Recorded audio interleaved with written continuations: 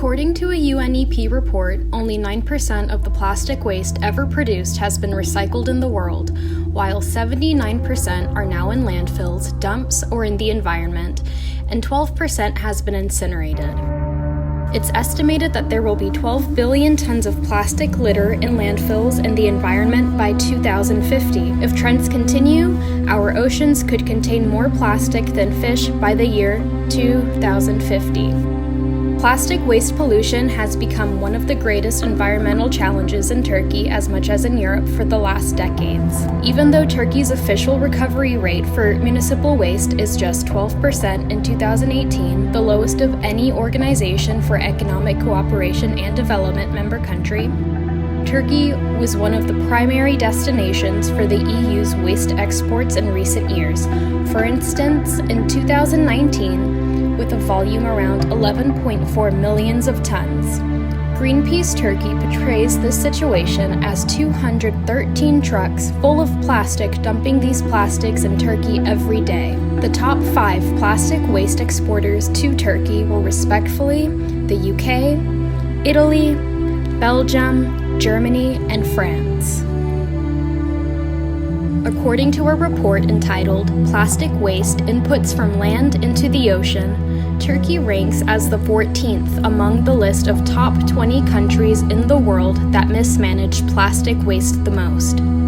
Another report entitled Out of the Plastic Trap: Saving the Mediterranean from Plastic Pollution by the WWF, the World Wildlife Fund, also states that Turkey is the biggest contributor to plastic pollution in the Mediterranean Sea, with 144 tons of plastic waste ending up in the Mediterranean Sea from the shores of Turkey per day. A study for WWF found that the River Seyhan, which runs through the center of Adana, and the River Seyhan, which runs to its southeast, are collectively responsible for 9% of plastic pollution entering the Mediterranean each year.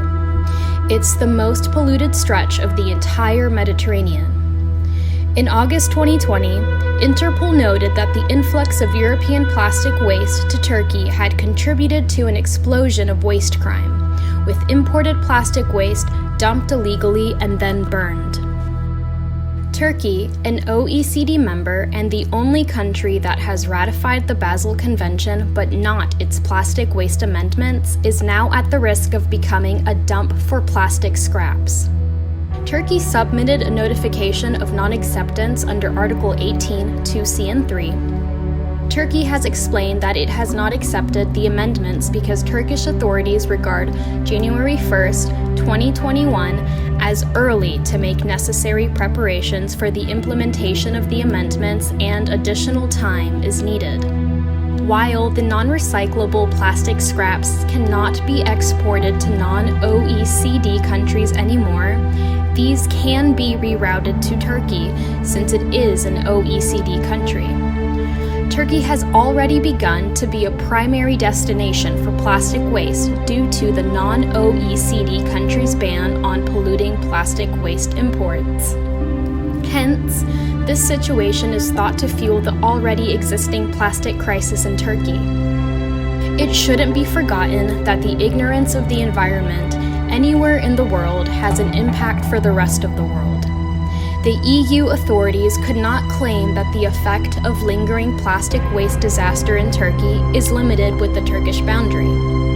The harm that has come out both in the Mediterranean Sea and in the ozone layer because of the plastic waste and its burning concerns out undoubtedly the humanity and innumerable creatures.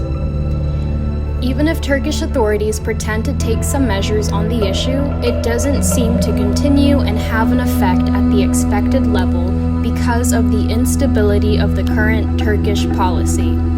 This is the reason why we demand each of the EU member states to be aware of this plastic waste disaster in Turkey. We emphasize that the EU has a huge responsibility, and it is able to put an end to this disaster by using its own political and legal mechanisms.